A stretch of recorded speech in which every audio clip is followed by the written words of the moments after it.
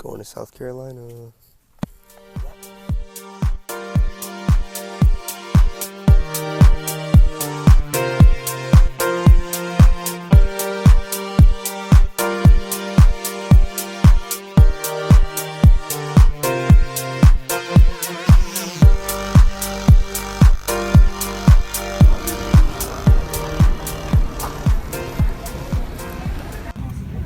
Headed to Charle, South Carolina. Exactly. Good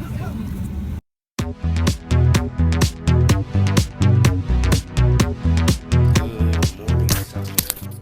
What the heck is up? I just woke up. Sorry about my enthusiasm. Going down to get breakfast. We should be headed over to the mall later. Catch you then. Y'all gonna do something else while I go in here? Probably. How long you gonna be there?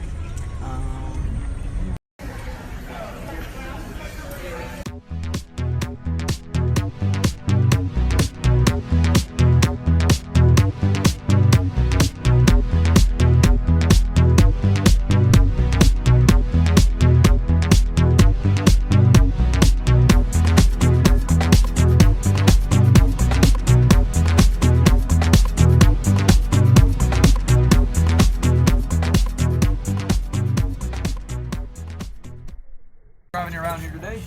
I am a local, born and raised. I've lived here my entire life except when I was in the Army. But like I said, I'm not why you're here. You're here because of this big, beautiful beast that's doing all the work up here. He is the star of the show. Well, gee, thanks for nodding. It's not like I'm the one up here giving the tour with a stick in my hand or anything like that. Yeah, go ahead. Yeah, go ahead. We don't care about you guys. Well, he's a big old beautiful French Percheron draft horse weighing about 1,900 pounds. And his name is de Blasio. For the reasons our friends from up north can probably surmise. We're very bitter, very petty people down here, so if someone doesn't like carriages or carriage horses, we just name an animal after them.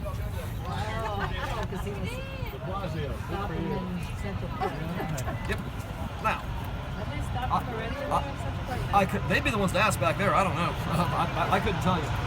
But he is a French Percheron draft horse. Draft means to pull. All these animals you see here in town, they've been bred for the specific activity of pulling loads of stuff. You know?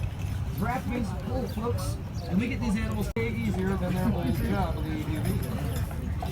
Now, just to answer this one, let me get it out of the way now. You don't sound like you're from here. Oh, are you from here? We may do the authority. But don't worry, my local credentials are in order. I was raised in this area by my grandparents, no less. Our northern friends, don't worry, I'm not one of those southerners, all right? Yes, granted, my grandmother was a vice president of the South Carolina Daughters of the Confederacy.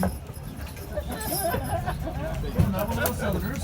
Big ass one. Because my grandfather was a second generation Sicilian from Queens. Oh, guess what? No accent here. And you're on.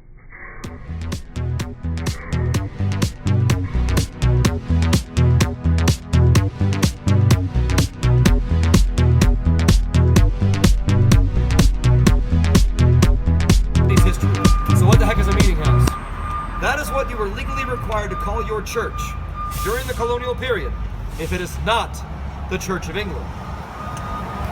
You legally actually cannot call your church a church if it is Baptist, Quaker. If it's not Anglican, it's not a church, period. So this here, that is the site of the first independent meeting house in the city's history. In fact, this is the fourth building on this site. Because the third building on this site, the one that preceded this, if you looked at it from the sky like a satellite, but anyway. So yeah, this is the fourth building on this site. The first three all burned down. You'll notice there's a trend here, lots of fire here. I should probably explain why there's so many churches, shouldn't I? It kind of begs to be asked, doesn't it? They're kind of everywhere. Well, I can tell you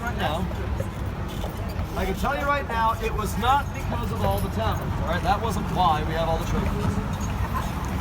It's also not because, as some people very simply found it to do, was just make sure that colonize this hemisphere. There's also French and Spanish coming from their nearby colonies, and they are all trying to kill you. And apparently people live here already. Native, indigenous populations. Just me, huh? I was the only one who knew about that. I mean, well, people did live here apparently before Europeans. And they were very friendly at first. They truly were. Happy to give the English lay of the land. Oh, boy. Problem is, and then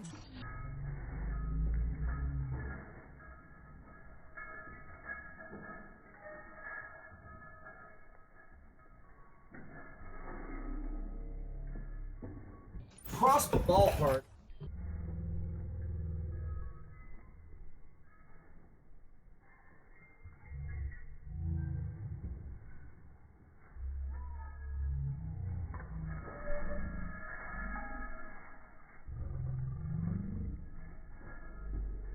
You're seeing here on low at a cost of 8,000 pounds sterling at the time. That is about 3 million today. And that's before wiring and insulation and appliances and things like that. It's just $3 million of labor and building materials. That's it. Now, Miles Bruton was one of the wealthiest men in the colony of South Carolina at the time of the Revolution. He'd made his fortune in the slave trade, so unfortunately that was a thing.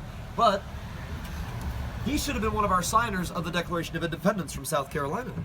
Problem was, when him and his family set sail for Philadelphia in March of 1776, no one ever saw him again. They left and just never made it. No one knows what happened to them. So that's why South Carolina, I keep going on about how wealthy we were, but if you look at the Declaration of Independence, it looks like we have kind of a small delegation there. It's because one of them was missing. Didn't send a replacement up there. I mean, how would we know that he didn't make it? Remember how slow things move back then? How slow news goes, all that? Now, this house, and it's the only time you're going to hear me say this house is still in the same family. Now, it's something like a 6-family tree, you know, like all these different prominent families marry into each other and so on, but it is still in the same family. That's why they have a sign outside. This is private residence. You'll see a lot of those signs on the homes here, because a lot of people see the plaques on the houses and they assume they're all museums. Sorry, they're not. People live in these homes. They're paying a lot for it, too.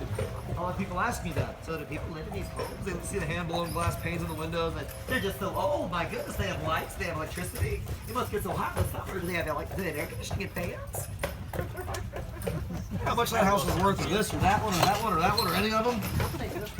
I mean, Michael, this is the Patrick O'Donnell house right here. This was built by a man who owned the largest construction company in the city in the second half of the 1800s. So obviously construction is pretty lucrative when you're rebuilding from a simple wall. This is all the same property, by the way. That's the guest house in the back. There's a greenhouse as well. Yes, it is.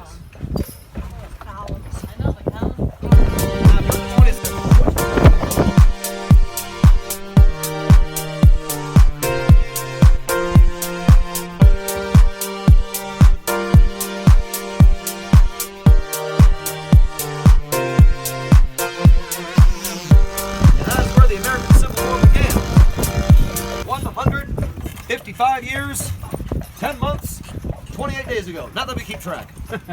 We don't do that. Funny thing is, though, when the English first arrived here, that island's not there. Fort Sumter is a man-made island. It's a built-up sandbar that the Army Corps of Engineers built up and turned into a fort in the 1820s. So that wasn't there when the English first arrived. And one day, in 1718, way back when we were Charlestown, 2 separate words, Charlestown, with an optional E on the end, so Charlestowny. The people in the city, they wake up, they look out across the harbor, and where Fort Sumter sits right now, they see 5 ships with black flags circling the mouth of the harbor. Don't indulge them. They're already getting their pictures.